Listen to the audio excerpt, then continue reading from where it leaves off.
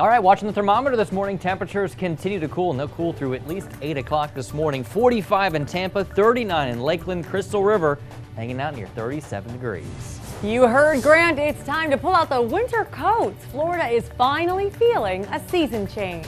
And hey, as you're getting ready to get on the road, some good news. It's looking pretty good on our roadways throughout Tampa Bay. We'll look at our bridges coming up in just a few minutes. And it's been 1 year since the arrest of the accused Seminole Heights serial killer, but the push for justice is far from over. And could automatic cars take over the roadways? Experts say yes, but some consumers say they want to keep their hands on the wheel. Good morning, I'm Aubrey Jackson. And I'm Candace Avila. And I'm Rob Finnerty. Good morning. It is a hump day, November the 28th. Bright Side at 5 starts now.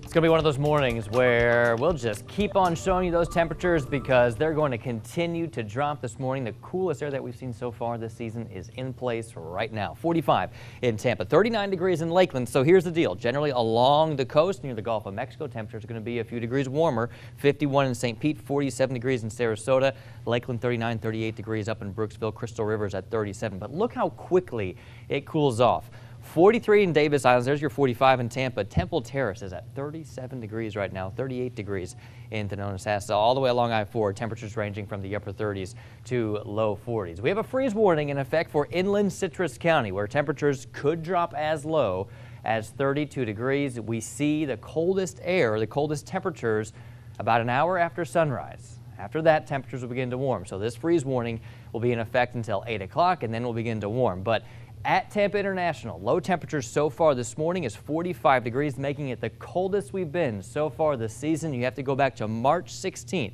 for the last time that we were this cold. Brightside's Jenny Dean is at her house in eastern Hillsborough County, where it typically gets a little bit colder because you're away from the water. Jenny, how are you feeling this morning? I'm cold. It is cold by Florida standards for sure. Check out this awkwardly huge thermometer I have here in my backyard. It shows that it is less than 40 degrees, about 38 or 39, and it's been sitting somewhat close to the fire. So, I mean, it could be probably right around 38 right now is my guess here in eastern Hillsborough County. I'm doing what a lot of people do. They love to do on Florida, cool nights, because we love our outdoor living. We start a little fire in a fire pit. But I learned some things yesterday when I talked to an engineer with Tampa Fire Rescue that I was doing everything wrong. So I'm going to tell you about the things that I was doing wrong coming up in about a half an hour, but I also want to make sure I mention some other things because a lot of people, if you haven't clicked that heater on yet, you're going to be waking up this morning and you might consider it, or you're going to be getting out that portable heater. And I've got some things that you need to know before you do that, or if you already have, just some things you need to keep in mind to make sure that you stay safe from house fires. That's when they happen at this time of year. But I did a little mini Facebook poll last night, and a lot of people, they hold out. They do not turn the heater on. I'm one of those people. I actually had my window cracked last night because I loved it. Grant, did you turn your heat on last night? Well, I turned it off right before we went to bed because I thought it'd be warm enough throughout the day. But this morning when I woke up, because we got the newborn, I turned the heat back on for her. Yeah. It was getting a little cool in the house, so we thought we'd get the heat going for her. But yeah, the heat's on, and it's going to stay on until it starts to warm back up. All right, well, if you are just getting ready to head out the door, you will definitely be turning those seat warmers on in the car. But taking a look at our roadways, this is the south end of the Sunshine Skyway Bridge. It is looking great. Nothing's going to slow you down there. It's about a 15-minute drive to make that full span across the bridge. In fact, as you can see, if you're right here, right around mile point 7.8, it's only going to take you 11 minutes to get to 54th Avenue. So very nice drive this morning. And the Howard Franklin also looking pretty good. We've got some pretty steady traffic flow in both directions. And just a quick look at the drive times for, there we go, it's clicking over here. So 275 as you're making that drive from Gandy to I-4 across the Howard Franklin as well. It is taking you 16 minutes. And the Gandy Bridge looking pretty good. So 14 minutes from US 19 to the Selma Expressway, and the Courtney Campbell also checking in the green. So it'll take you 8 minutes to make that drive from Mullen Booth to the Veterans Expressway. Stop what you're doing right now for me and take a good look at your screen. Pasco deputies released this sketch of a man suspected of trying to abduct a 10-year-old. Deputies say the child was at the intersection of Banbury Avenue and Carty Street when the man drove up and tried to use ice cream to lure her into his car. If you can identify this man, make sure to call 911.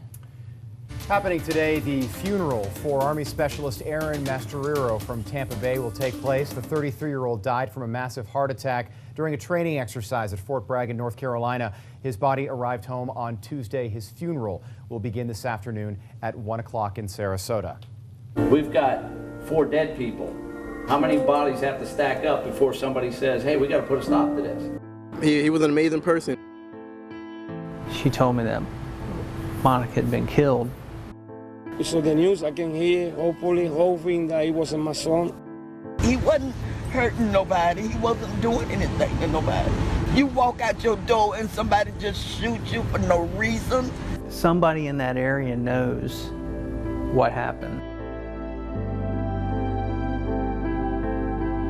It's amazing, but 1 year has gone by since Tampa police arrested the man they say terrorized the Seminole Heights neighborhood. For 51 days, the people who live there spent their days and nights in fear as officers hunted for a serial killer. On October 9th, 2017, 22-year-old Benjamin Mitchell was found shot and killed at a bus stop near North 15th Street and East Frierson Avenue.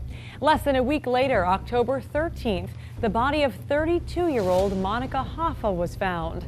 Police say she was killed 2 days prior. By October 17th, investigators were beginning to think these 2 murders were connected, but they had no motive or suspects. 2 days after that, 20-year-old Anthony Naboa became the 3rd victim. The community was on edge and police were stepping up their search efforts, but nearly a month would go by before the killer struck again. Then, on November 14th, 60-year-old Ronnie Felton was shot from behind and killed near North Nebraska Avenue and East McBerry Street. Over the next 2 weeks, investigators went through surveillance video and they increased the award for information to $110,000. Then finally, there was a break in the case. On November 28th, police responded to the McDonald's in Ybor City and arrested a man and took him in for questioning after he gave the restaurant's manager a gun. Hours after the arrest, police confirmed he was the suspect in the Seminole Heights murders, and they charged Howell Donaldson III with 4 counts of first-degree murder. You may remember a $110,000 reward was offered for information leading to an arrest. Well, that money was claimed by a McDonald's employee who called police. Delonda Walker says the accused killer just walked in and handed over his gun in a bag. But Donaldson's arrest was just the beginning of a year of court hearings. That's right. Howell Donaldson was arrested on November 28th, 2017 and charged and ordered held without bond. A week later, he made his very first court appearance. Then, in January of this year, State Attorney Andrew Warren announced he would seek the death penalty in that case. In February, Donaldson's parents found themselves on the wrong side of the law. They were found in contempt of court for not cooperating with investigators. A judge ordered that they serve 5 months of house arrest. They would later be released early after finally agreeing to talk. Then in April, a judge ordered Donaldson to undergo a mental competency evaluation. After several delayed hearings, Donaldson was found mentally fit to stand trial. His next court appearance is scheduled for the end of January. Now, 10 News did go to the Seminole Heights neighborhood to ask how residents were feeling with the year anniversary of the arrest, and the answer was simple. They had moved on. And as the case gets closer to a trial date, you can trust that we will let you know what happens on our website, WTSP.com, and on our free 10 News app. Well, getting a driver's license is a major milestone for teenagers, but a new growing trend of driverless vehicles means people might not need a license anymore.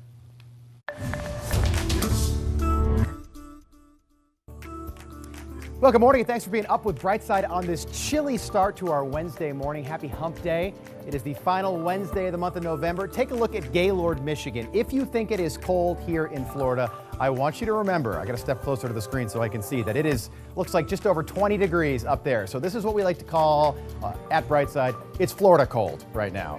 But it's fun to get excited for stuff like this. So I don't, it's not really that cold, but it's cold for us. Yeah. We'll check in with Grant in a little bit. Good morning. Making headlines on this Wednesday morning across the Bay Area. At 10 o'clock this morning, a prescribed burn is happening at the North Anclote River Nature Preserve in Tarpon Springs.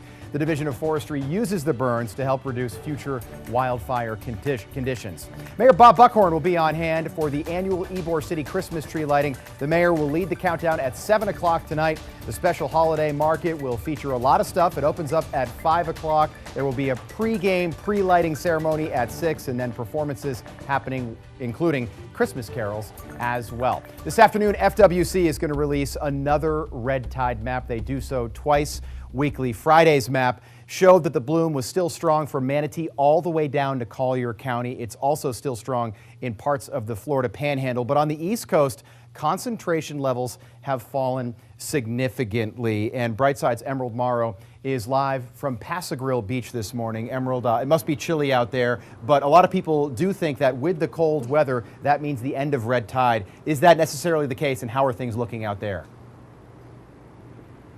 Rob, definitely not the case, and yes, it's definitely cold out here. We had to bundle up this morning, but I want to mention one thing, and that is the wind. You know, it's something obviously that we can't see, but we always know it's there, as we can tell by the way these waves are pushing up on the shore here at Pass-a-Grille Beach. But it's likely one of the big reasons why we're not seeing dead fish washed up on the shores of our beautiful Pinellas beaches like we've been seeing over the last several months. Now, it was just last week that Pinellas County secured an additional $3 million to pay contractors for red tide cleanup.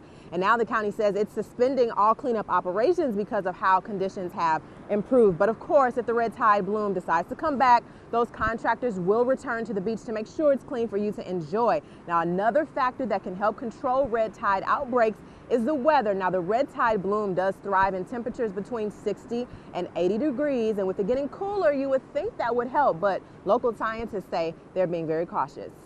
Just because the air temperature gets down to 60 doesn't necessarily mean that the water temperature will. And just because the surface of the water is at 60 degrees, it doesn't necessarily mean that the entire water column is below that threshold. And Karenia brevis, we know, can live anywhere in that water column from the bottom to the top.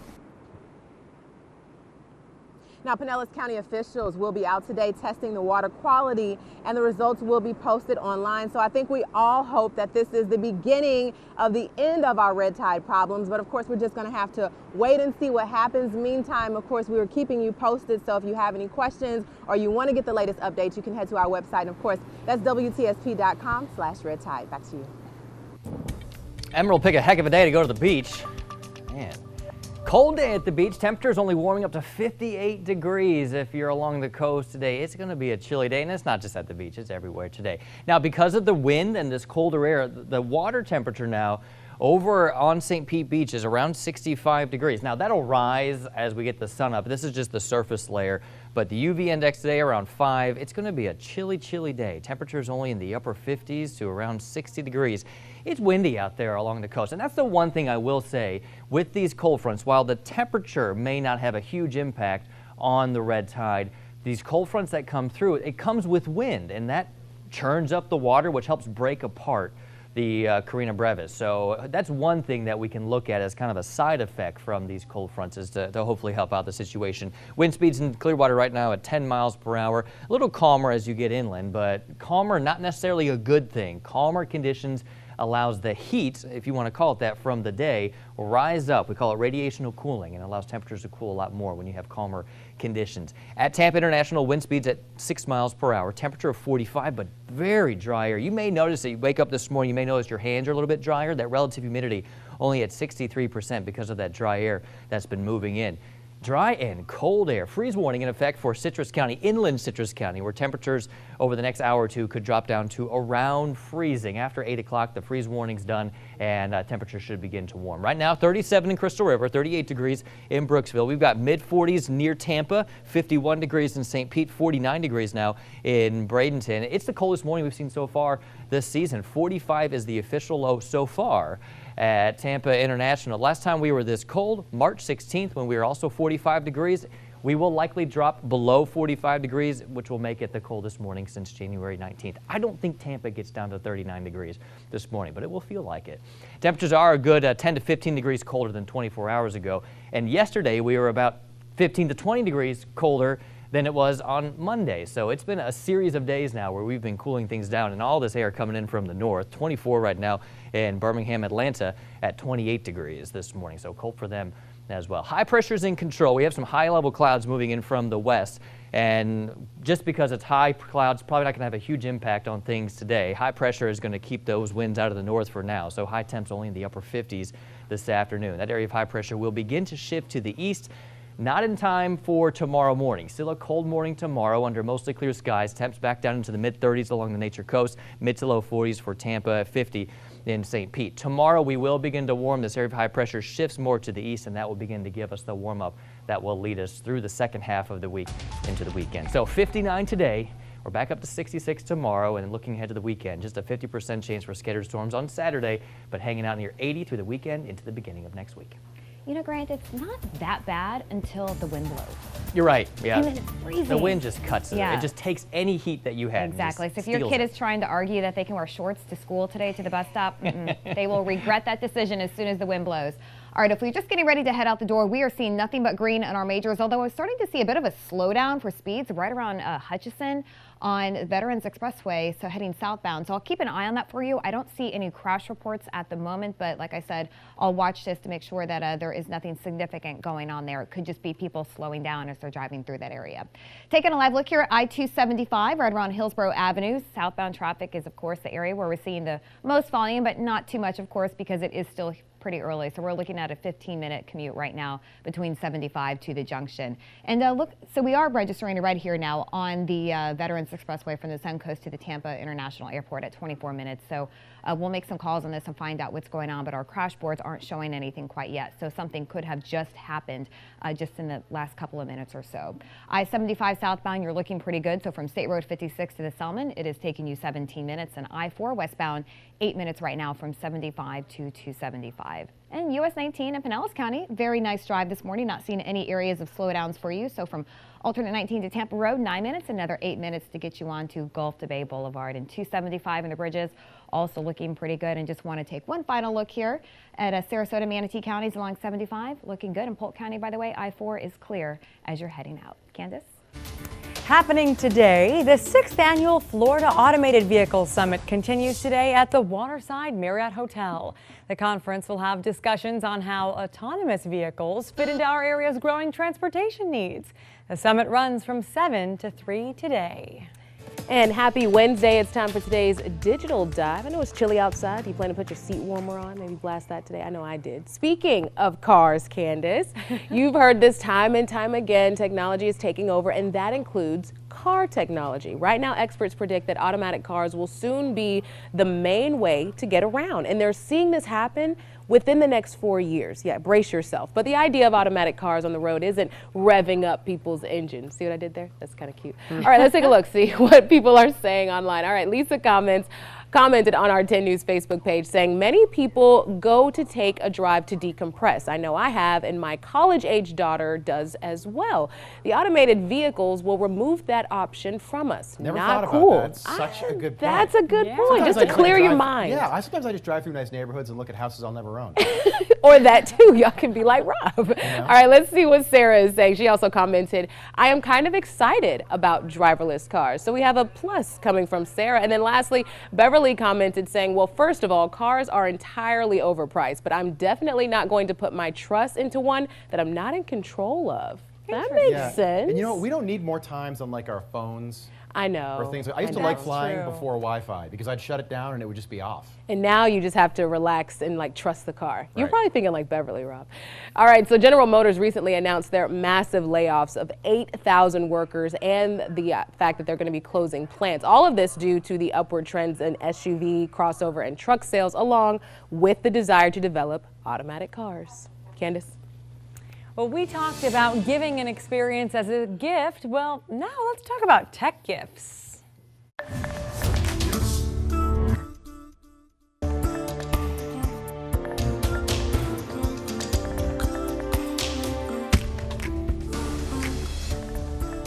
5:24 now on our Wednesday morning, and as we expected, it's cold outside. Hopefully you plan for it. Temperatures 45 degrees in Tampa, 51 in St. Pete. You get away from the water and you drop those temperatures off quite a bit. 37 right now in Lakeland, 46 in Lakewood Ranch to the north, 35 Dade City, 38 right now in Brooksville. Just look how quickly those temps drop off. 45 Tampa, 37 right now in Temple Terrace. Partly cloudy skies as we head throughout the day, but this is the best I think we'll be able to do. High temperatures this afternoon will only be in the upper 50s before we cool it down and do it all over again as we go into tomorrow morning. Oh gosh, this chilly weather has everyone wanting to bundle up. Great. Hearing 50s, myself included, I wore a jacket coming into work today. Yeah, you should. Yeah, it's cold outside. Yeah, breaking out the hats and scarves because of this. We wanted to see what you thought about the cold snap in the Sunshine State. So 10 News thought this meme explained our situation perfectly. All right. It says when people in Florida hear highs will only be in the 50s, they look bundled up just like that, because that's actually how I look this morning. Now, Martha is defending the post, saying people that live in Central and South Florida have thin blood because it's hot all the time. People from up north have much thicker blood. Of course, they come to Florida when it's in the 60s and get in the darn water. And then Kathy, darn water. And then Kathy says, when I lived in Florida, anything under 80 degrees is cold. Sweaters were worn. Or sweats, gosh. Sweats or sweaters, either way. Maybe I'm hungry, I don't know. Sweats were worn. And then we have this one here. This is literally the best. Sunny wrapped in her leopard print coat. Okay, Sunny, saying, baby, it's cold outside. Yes, it is. I love the reaction from folks. Hey, look, it's true. You know, we're so used to the warm weather, you know, and honestly, we just don't have the clothes either, so we just throw everything on. Rob wears 5 flip-flops just to keep his feet warm. So true. You have everything you need there, Rob. All right, guys, remember just a couple more days of this chilly weather before things begin to warm back up. We'll take a look at that full forecast and show you some 80s in the 7-day in just a few. Look, you should have seen how I looked this morning walking in. I looked awful. You did. You're like kind of a hot mess. I had all these layers. Rain jacket, but that was your kind of ski coat. I had gray sweats, a blue rain jacket, a Columbia shirt. It was just a nightmare. So Florida. I think other news teams are watching us across the country right now, being like, "What are they upset I know. about?" It's kind of we're used to warm weather. All right, we're less than a month away from Christmas, if you can believe it, and fitness trackers and smartwatches. Which I don't have. You don't have. You got to get one. They're on a lot of people's wish list as people look to get healthier in the new year. Yeah, in this Seen It Holiday gift guide, Lexi Savides shows us the top new wearables and what to consider before buying one. Being smart about smartwatches and fitness trackers can help you find the right gift for the right price. Before you buy, consider how the device will be used. Do you want notifications? Do you want apps? Or are you using it more for the fitness features? GPS and heart rate are going to be important features to look out for because that's going to be more accurate in terms of calorie count and in terms of distance. Battery life can range from 1 day to over a week. A lot of these smartwatches now have LTE connectivity, so you can leave your phone behind. The Apple Watch Series 4 starts at $400 and has GPS. It's really focused on health. It's the only consumer-facing smartwatch with an EKG, and it's got fall detection, which will alert your emergency contacts if you take a tumble. Samsung's $280 Galaxy Watch works with both Android and iPhones, and it stands out with a round design. Looks really nice on the wrist. It's got a rotating bezel that makes it really easy to control. The $150 Fitbit Charge 3 is a hybrid fitness tracker and smartwatch, and the battery lasts a week. Has a lot of the smartwatch features that you'd want, so notifications, touchscreen, but it's a lot smaller than your average smartwatch and it's cheaper. For serious athletes, there's the $450 Garmin Forerunner 645 Music, which can store 500 songs. These are designated fitness watches that have longer battery life that can go with you on a long run or a triathlon, for example, and they have a lot more data about your run. But you don't have to break the bank for a smartwatch. The $79 Xiaomi Amazfit Bip has similar functionality to high-end models. The screen is not as great, but if you don't really need much in a smartwatch, this one is the way to go. For more tech gift ideas, visit cnet.com. In San Francisco, Lexi Savides, cnet.com for CBS News. And it sounds so official with the Australian accent. It always does. It's such a good sales pitch voice. Yeah. You know, we'll see a lot of good those ideas watches. there, though. Yeah, absolutely. All right, stay with us. We'll be right back.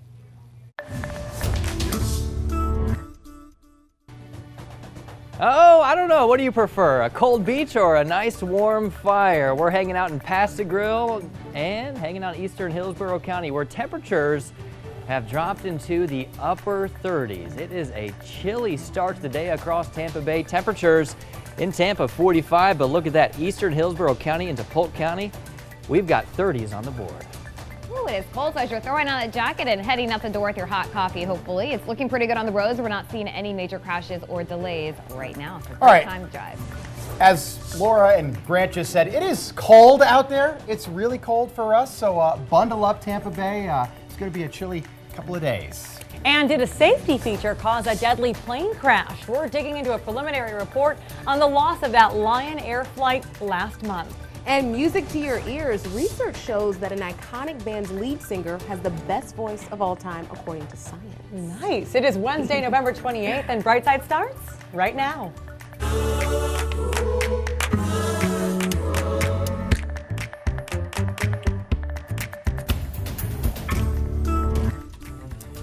Good morning and thanks for being with us on Brightside on this hump day, the last Wednesday of November. I'm Rob Finnerty, and as Grant just mentioned, we're waking up to some of the coldest temperatures we've seen in a long time here in the Bay Area. That's right. Many of us made that decision to flip the switch last night from AC to heat, but there are some things that you need to think about when you start heating your home just to make sure that you and your family are safe. That's right, and Brightside's Jenny Dean is joining us from her own backyard in eastern Hillsborough County, where she's keeping warm by the fire. Yeah, Jenny, you look all bundled up next to that thermometer that's not lying next to you. No, it's big and you can see it, right? It's 38 degrees where I am right now in eastern Hillsborough County. Always cold inland, and I think I need to put another log on the fire. And I know a lot of people laugh at us when they see our posts on Facebook. A lot of people up north, or even people that are visiting right now, are like, what's wrong with you guys? It's like not even that cold. But for us, I mean, you got to think about it. We spend most of our days in the 80s and the 90s. So when it gets to 30s and 40s, we take it very seriously. Now, a lot of you probably went to bed last night. Your house might have been warm enough so you didn't click on the heat, but you're thinking about it this morning as you wake up because your house is a lot colder than it was when you went to bed. So what are you going to do to keep warm? If you decided to kick on the central heating, or maybe you turn to a space heater, and space heaters are fine, especially the newer ones. There are a couple things you need to think about though. Make sure they're far away from anything flammable, because just the heat that it puts off could set curtains, bed sheets, or clothing on fire. So keep that in mind. Needs to be a good distance away. Also, don't overload your outlets with heaters. This could also start a fire. And if you did turn your central heat on in the house, you may have noticed a strange smell. A lot of times when your heater hasn't been run for a while, the dust collects on the coils, and the first time it heats that up, you'll smell a little smell of smoke through the vents. So that is pretty normal in this climate where we don't run them all the time.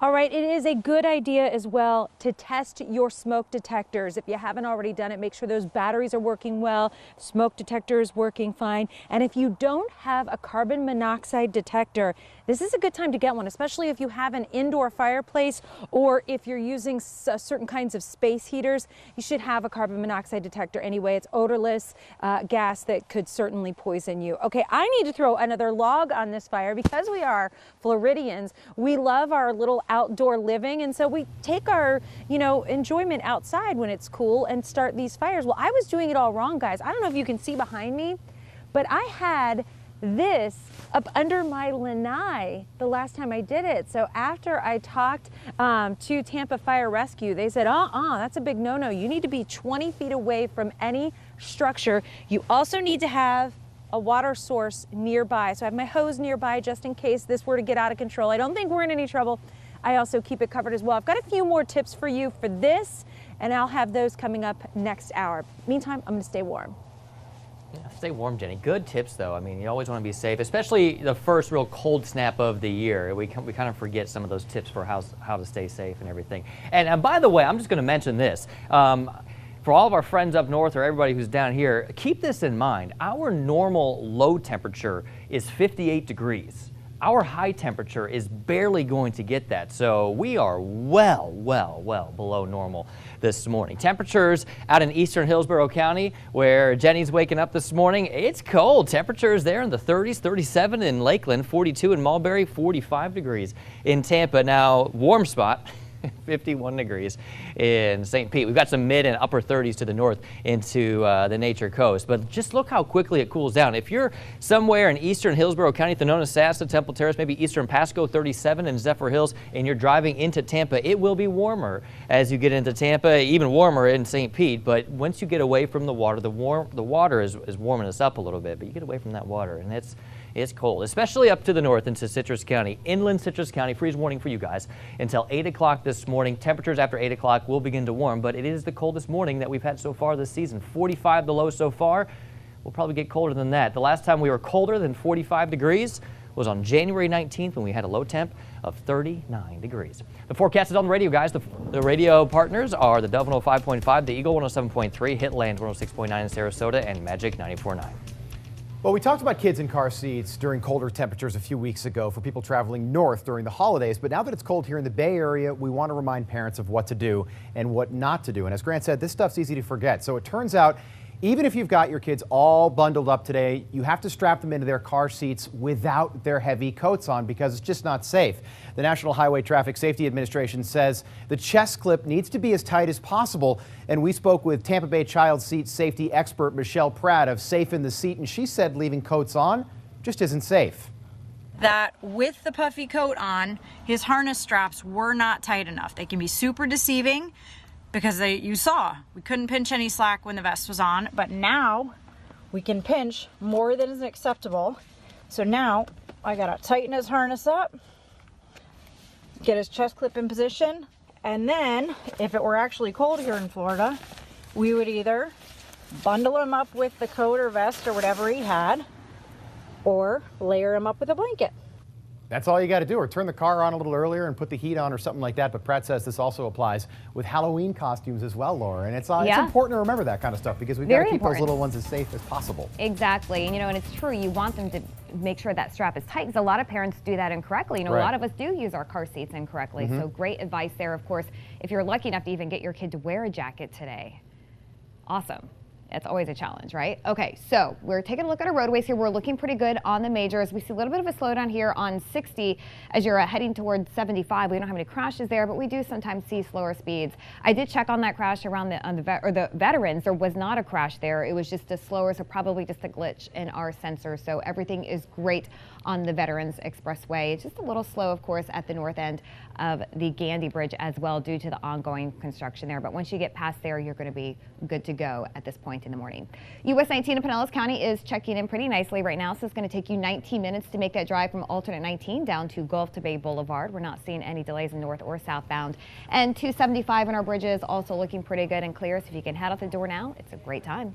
All right, Laura, 5:40 the time. The Lion Air flight that crashed into Indonesia's Java Sea last month should not have been flying in the first place. That's according to a lead investigator right now. A preliminary report released overnight shows the plane had serious technical issues. According to the plane's flight data recorder, a new anti-stall system known as MCAS kept automatically pushing the nose of the plane in a downward direction. During the 11-minute flight, the pilots fought the downward tilt more than 24 times until finally losing control and crashing that jet into the Java Sea, going 450 miles an hour. All 189 people on board were killed. Investigators say the pilots did not hit two cutoff switches that would have deactivated that system automatically, as was done by pilots on a plane's previous flight. Take a listen.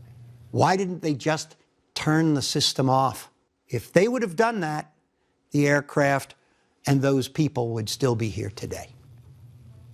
The sensor in that plane was actually replaced 2 days before that flight, but investigators said Wednesday it was still off by 20 degrees. Millions of people have seen this viral video of a Northport man on vacation in Switzerland. Hold your breath. This is the craziest part. He decided to take the ride of his life, but he ended up hanging on for his life. Chris Gursky was attached to a harness for his first ever hang gliding ride, but what he didn't realize was that the pilot didn't strap his harness onto the glider. Right after my feet left the ground, it was just like, is this how this is supposed to be? Something's not right here. I probably had 5 seconds left in me because my hand was starting to slip off that bar. Oh my goodness. Throughout the ride, Gursky tried holding onto the pilot with his right hand, but he said the wind was too strong to be able to hang on for too long. Gursky fortunately only ended up with a broken wrist and a torn bicep and was thankful that his wife took off before he did, so she didn't know what was happening at the time. Manuela Bajorquez will be reporting live this morning on the story right after Brightside on CBS This Morning. That is just an unbelievable story. So glad he's okay. All right, if you missed your chance to sign up for the second annual Skyway 10K today, you've got a chance to sign up for the virtual run. Registration begins at noon. The virtual run allows you to run, jog, walk, or crawl the 6.2 miles from any location on the road, on the trail, on the treadmill, or on a track. Your $45 registration fee will provide a commemorative bib, virtual run t-shirt, and virtual run medal. But the Skyway 10K will be Sunday, March 3rd, and it will benefit the Armed Forces Families Foundation.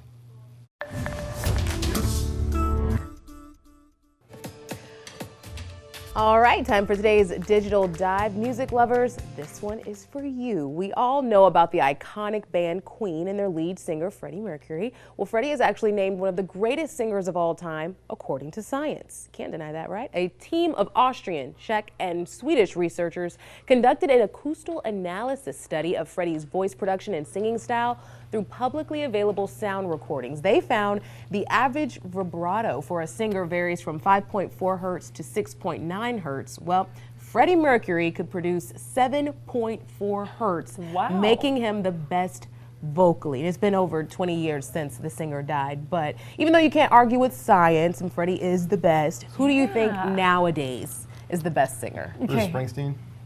But his range, we're talking range Yeah. here. Like, for example, like, I would say Ariana Grande has a good range. Yeah. She's not one of my favorites. Grant is cracking up. The boss. Liberace's no longer with Ariana's She's a good range. Michael Honestly. Bublé. Oh, I mean, gosh, he's his good. go-to. I don't know. I feel like classic is like Celine, even though she's Celine very Dion. niche. Like when you see her live and you realize just how effortless she makes it. Yeah, that's what. And then back in the day, Mariah, but I think she's kind of. Who's the guy that sings Time? This is like we're he's never like gonna know. We're 200. He's a singer. Say goodnight, that guy. No idea. Grant, who do you like? Grant has all the answers. I like the guy that Rob's talking about. We're playing charades over here. Lionel Richie? I don't know about Not bad, not bad. Hey guys, taking a fun poll on Twitter this morning, asking you what's cold?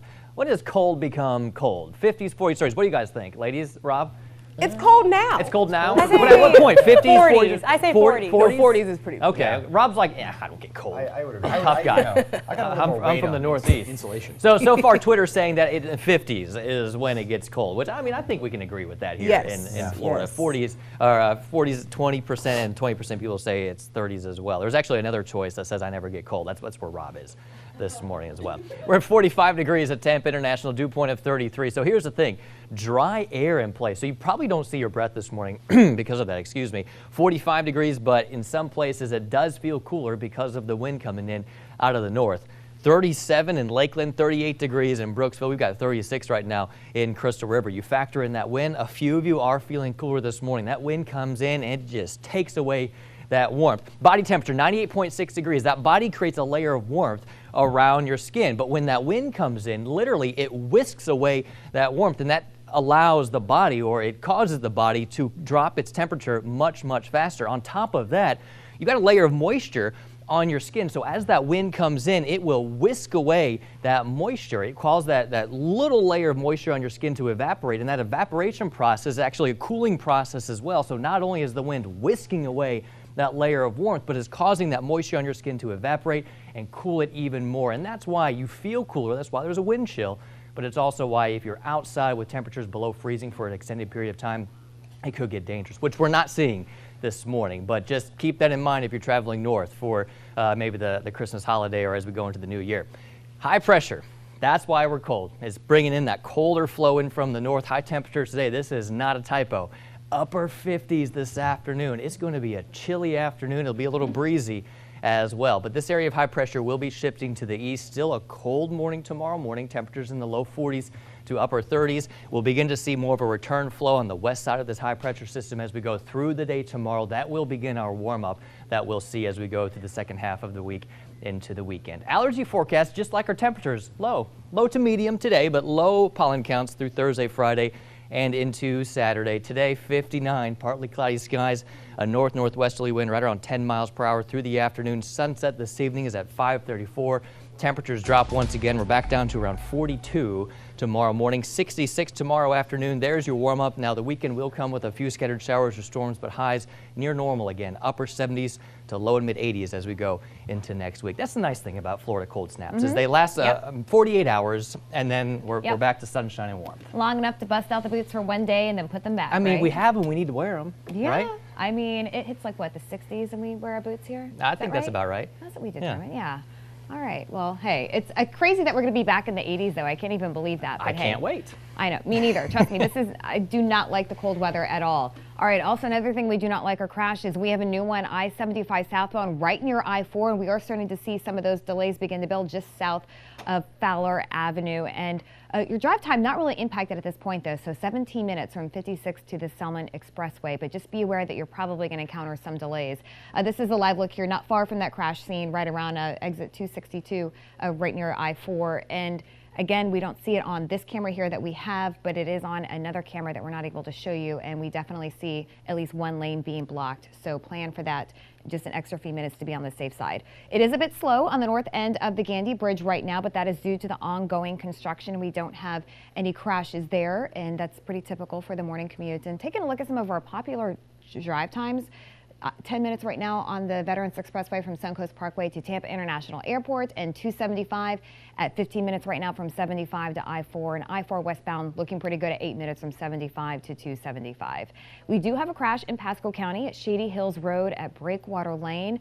And we don't see any delays registering on our cameras right now, but we do know that there is a crash with injuries here and lanes are blocked. So you're going to want to plan for an extra few minutes or try to find a different route if possible.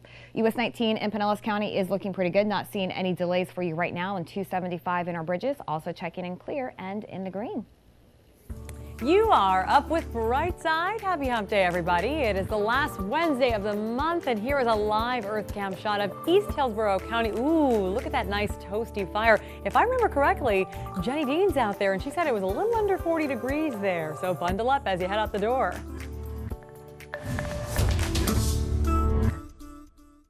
Good morning. Welcome back to Brightside on this chilly Wednesday morning here in the Bay Area. There's something that might make you feel a little bit more toasty inside today. My all-time favorite, more specifically French toast toasty. Today is, you may have guessed it by now, National French Toast Day. I love this whole thing with challah bread.